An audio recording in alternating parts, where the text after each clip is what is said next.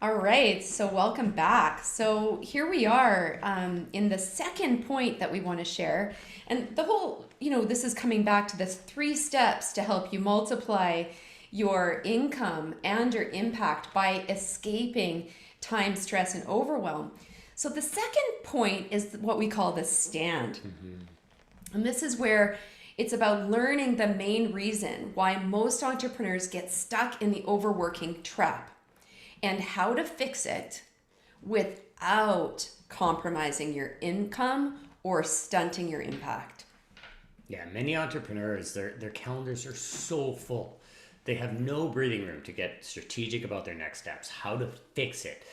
Some of the best opportunities fall through the cracks because they're overbooked. Right? So, can you relate? I mean, I'm thinking because you're here that you are, relating to this, but, we can all get stuck in this overworking trap. And some signs that you might be there are, perhaps you're saying yes to people and work that drain you. Perhaps you say yes when you mean you're not sure or you mean no. Yeah, you could be taking on way too many projects, doing too many things on your own. Yeah. You just don't have any boundaries with your time. You over deliver, undercharge. You just stack meetings, calls, appointments back to back to back too quickly. Maybe you're overcommitting with work. Maybe you have too little time for yourself. Perhaps you're committing to work outside of the scope of a contract without additional fees. Now, we say these things and, we're not like, we're saying like, we know you're doing your best, right? That you're doing your very best. That's why you're here. You're here to learn. You're here to make some changes to help you. So when it comes down to it, these are some signs that you may relate to that could demonstrate or show to you that you are in the overworking trap. Yeah. And the hard truth is it's easy to get stuck in this trap because you're giving away your time too freely.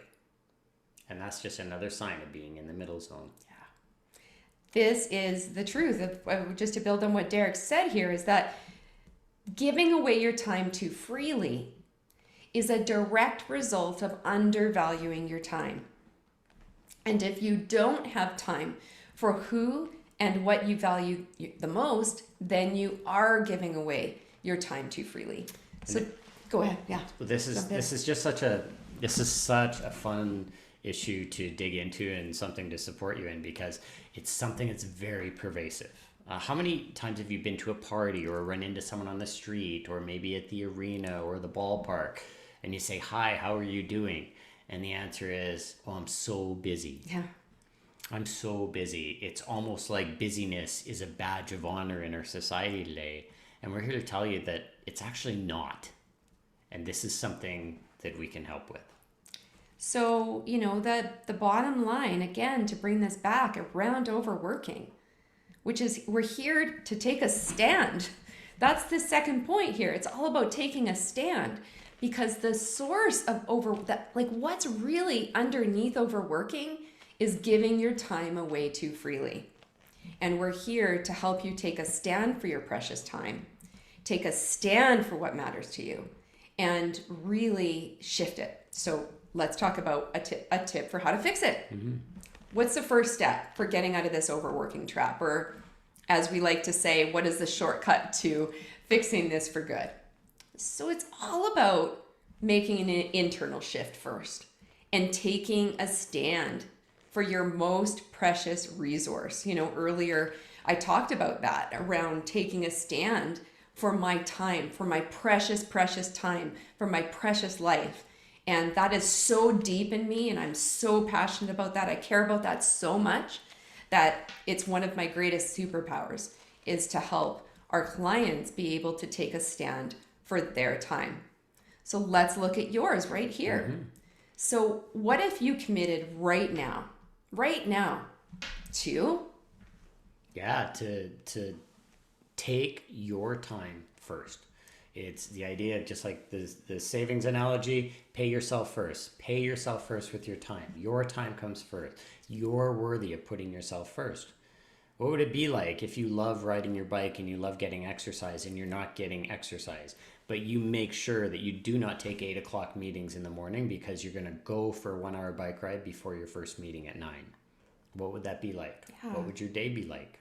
I can tell you a personal example here for me is that there's a little loop that I really like to do in our community. It's about a half an hour. And when I go out and I do that walk, which I choose to do it once a day, usually about the middle of the day, I am out there and I am getting the greatest ideas. I'm working through the challenges that I'm facing. I'm inspired. I'm in nature. I'm getting so feel like a feeling of rejuvenation, and I'm getting grounded and connected with my heart and my inspiration. I come back after that half an hour, and I got to tell you, it is the most productive, highest return on investment time of my day. I sit down and I write down all of the things that came to me from that half an hour. So what would it be like for you to, really have that commitment that your time comes first, that you're a person who feels worthy of putting your time first, that you no longer need to have the approval or the validation of others, and you no longer have to associate loyalty with sacrifice. Yeah.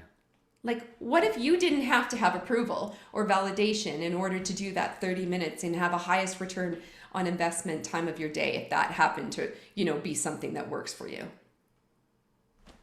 Think about it. What would it be like right now if you committed that it's not okay to spend time on that it's not okay to just spend time on work activities, but that it is okay for you to spend time on things that give you energy and light you up? Because when you are lit up, you will accomplish so much more in every part of your life, including your work. What if you committed right now that there is no more sacrifice of this precious resource of your time? Your time on a micro level of your day and your time on a macro level of your life.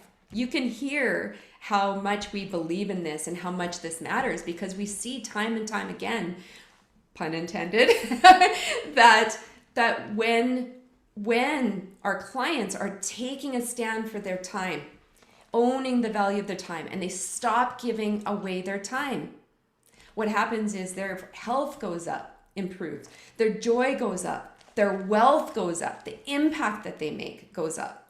So when we work with our clients more deeply, we help them learn how to really place a high value on their time and their gifts.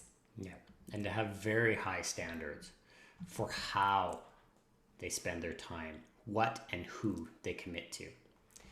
To learn how to unapologetically say no, to protect their time with firm boundaries, to see the places where they're playing by the rules that don't serve them anymore, all the can'ts and the shoulds, and we solve each of them for good. So how about we give you an example of one of our clients and a bit of, the difference that working together made for her.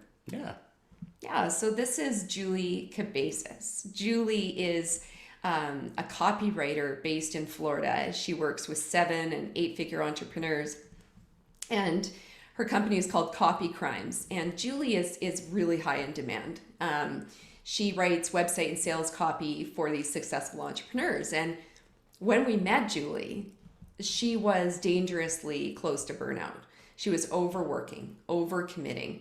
Her business was at about the 600K mark, and she had 2 full-time employees and some contractors.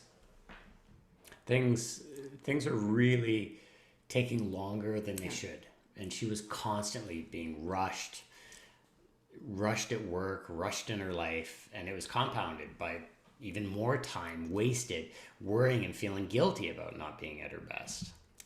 She finally hit her wall when, in her words, there was nothing more to give and nothing more of her to give. And she was working weekends, entering the week exhausted, not fresh. Her biggest, we talked about say-do gaps a little bit earlier, her biggest say-do gap was sacrificing time with her teenage daughter and her own father, like Julie's father and Julie's daughter. And she was letting voicemails stack up from loved ones, feeling guilty for having so little time with her family. Within 7 days of working together, In her words, these are her words. We took a love machete to her calendar. We dug into the nitty-gritty of details to help her cut all that clutter.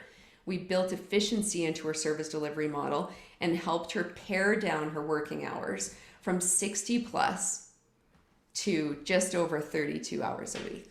Yeah, that was really exciting. Yeah. And then over the next 30 days, we helped Julie to create a clear plan to quadruple her income in less time with a spacious calendar and to actually scale her business up from 600K to 2.4 million where she wants it, and to do it in a way that she was managing your time spaciously and unapologetically.